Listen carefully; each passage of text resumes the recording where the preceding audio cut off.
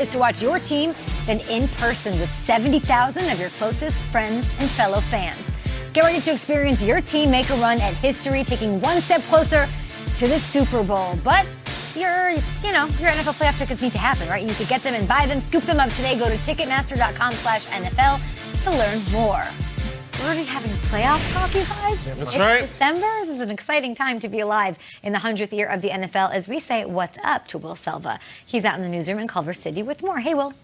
Hey, what's going on there, Kay? Well, the Rams seem to treat running back Todd Gurley like a priceless vase or vase, occasionally displaying him only to put him back in bubble wrap. Gurley has been enjoying more as a permanent museum piece, if you will, lately. Gurley has 95-plus rushing yards and 1 rushing touchdown in 2 of his last 3 games. Gurley had no such games in the first 8 weeks of the season. He's now averaging 71.8 rushing yards per game since Week 10. So why, Coach, exactly, are you using Gurley more? Me not being an idiot?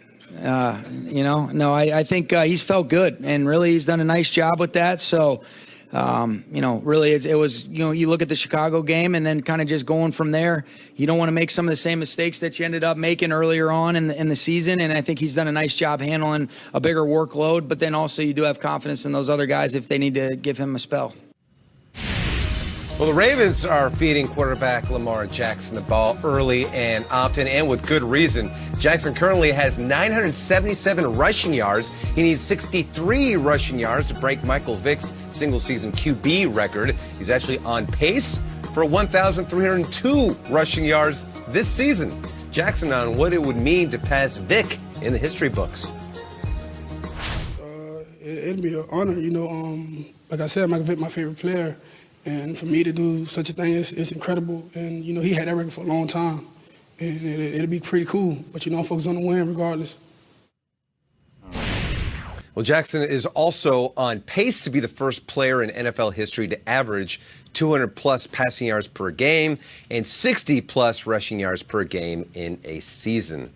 And now it is that time for Nate and his Burleson. That's what I'm talking about. I appreciate you. Now, listen, Lamar Jackson has taken the league by storm because of his dynamic playmaking ability and explosiveness as a runner. But it's his development as a passer that makes him literally one of the best quarterbacks in the league. In this week's edition of the Burleson, I'm going to take you inside the film room, and I'm going to break down why his accuracy and smarts set him apart from all the other young QBs in the league and why he is propelled to the forefront of the MVP conversation. So let's get right to it and break this down. My guy, Lamar Jackson. Okay. Going up against the Rams. Hey, guys, this is 3rd and 8. Okay, keep that in mind. 3rd and 8. I want you to pay attention to the defense, understand the scheme. You're going to have crossers in front with a fade on the outside and a deep cross or deep dig behind. Now, let's change this angle a little bit so you understand what he's looking at. You have the linebackers understanding where the crossers are coming from. A late opening down the middle by Mark Andrews, right? Crosser, and then X marks the spot. That's Mark Andrews, right again. Crosser, a beautiful dime and delivery to Mark Andrews, one of the best tight ends in the business. How about that for pinpoint accuracy and patience? Okay, let's move this along, though. You'll see this beautiful dime catching over the middle of the field. Mark Andrews, he's going to come up with those time and time again, and you'll see that, of course, in their next game and for the rest of the season and possibly in Miami.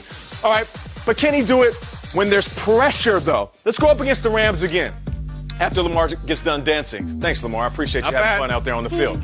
All right, so now this is 3rd and 9. 3rd and long. All right, now pay attention to the route scheme on this one. Now the Rams, they're going to be playing off. Lamar's going to see the defender open his hips. Anticipation, delivery. The wide receiver is not even out of his route yet. Understanding that the DB's gone, I'm going to place this on the sideline. You'll see Seth Roberts. He's going to come back like a boomerang, and watch this. Boom. Right on the sideline, away from the DB. Coverage is good. The coverage is good, but the ball is better, though. Yeah. If Lamar is dropping back, delivering that ball with timing and accuracy, that makes him one of the best receivers. First down. You remember when they said he couldn't throw? Those days are gone. All right, let's go. Versus the Texans. Guys, guess what it is? It's 3rd and 8. Another 3rd and long for Lamar Jackson, right? Usually really difficult downs for a young quarterback. All right, now, you're going to see Lamar Jackson. He wants to go to Mark Andrews over the middle. but the linebacker drops in front. So now he's a little late on the delivery with this one, but still though, if you're patient in the pocket and you understand where you need to throw the ball versus this coverage with the first down marker where it is, watch where the ball is placed underneath the linebacker come, and then over the top, he's gonna place his ball. Perfectly placed. We're talking up, in a way like Superman taking off, and it's all about location, location, like you're looking for a home. Different tight end, Nate. A different one. A different tight end. There's so many. He wanted Mark Andrews, but he hit Hayden Hurst. All right, so let's keep this thing going though. Now we got another third and 8. He continues to make plays on 3rd and 8. The reason I want to emphasize that is because these are downs that kills offenses. All right, now this is versus the Bengals. Now I want you guys to pay attention to the pressure. We're talking about pressure that happens. Pressure comes in, right? He doesn't panic. We're talking zero coverage. That means everybody has a guy. And where's Marquise Brown going? Oh, man. He's going to find him in the corner like his mama put him in timeout. Listen, there's a hit right here. He's taking that shot. Where's the ball placed? Perfect location to Marquise Brown, who's wide open running the corner route because he understands the coverage, right? If I know they're bringing the house, as a quarterback, I'm going to sit back. I'm not going to panic, but I know exactly where my route is going to be. Smash concept corner route. Marquise Brown comes down. And how about that? He takes a shot. Hubbard picks him up. That's the opposing defense showing respect. Like when Sean Kemp dunked on that dude and he dapped him up afterwards. Chris Gatling. Gatling reference early in the morning. Monday night. All right, now, this is something I know you want to see. I mean, this is just Lamar doing Lamar things versus the Seahawks, right? He sees the coverage, right? Blanket coverage by one of the best defenses across the board. Boom, boom, boom, with the safety way back here. Lamar's going to do what he does, and he's going to decide to tuck it and keep it himself. Lamar using that speed. And guys, this is not fast forward. That's just him. Runs right by Bobby. Him running in regular motion. And that's just him saying, you know what? It's just like a impatient spouse. I'll do it myself. I'll do it myself. Now, here's the thing. I mean, he runs with the ball, and it's kind of hard to see where it is, you know, because the color of the skin, color of the ball. I mean, I guess it's kind of like, you know, white players playing volleyball, you know? That could be a thing. That was a take on a take that was said earlier, completely asinine, about Lamar Jackson being really good at showing the ball and not showing the ball because of the color of the skin. But here's the thing. This is the last run right here. Wags. This is Mr. 99 on Madden. That's it. Best linebacker in football? This is my homeboy. Hey, Bobby, I'm sorry. But even Bobby's like, damn, he's fast. When you get downgraded to 95. That's the meme. But here's the thing. Lamar Jackson has shown the legs. He has shown the arm. And let me say it out there for anybody who want to come up with a different type of take on why he's good at the RPOs. Maybe he's mastering the fake handoff, and we're not appreciating the IQ and intelligence of Lamar Jackson.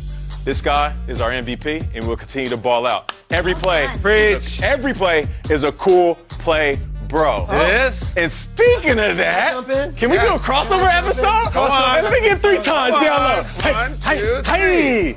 Cool You want plays, this? bro. Stay out here for it. Okay. Because as much as Lamar's doing, don't sleep on what the offensive line is doing. I got to give love to Marshall Yanda. We love Quentin Nelson. Marshall Yanda had the block of the season. Watch 73. That's DJ. This is a 350-pound man. Watch what Marshall Yanda does to him on this play. Roll the tape. Last week, Yanda. Sorry, pal. These are the holes that Lamar Jackson sees because these 5 guys up front, this Ravens offensive line should all go to the Pro Bowl. They're playing that well. This is the block here. I want you to see how this ends up for the player on the 49ers. Watch how this plays out here because I'll tell you what, my shoulder pads are knocked out. Oh, they got dislodged. Oh, my gosh. Hey, that's all I'm saying. But it's not done. Whoa. Because Eric DeCosta built this team. Marshall my Yanda gosh. says to the GM, suplex you. That is Eric DeCosta, who is a huge classic rock fan. Well, Marshall Yanda went classic rock on him there. Tosses him out. This Ravens team, it's not just Lamar. The big boys up front are protecting him as well. No. Easy. No. Easy. Wow, Peter's big. Look at you. Strong, man. I like Big Yonda more than Little Yoda right now.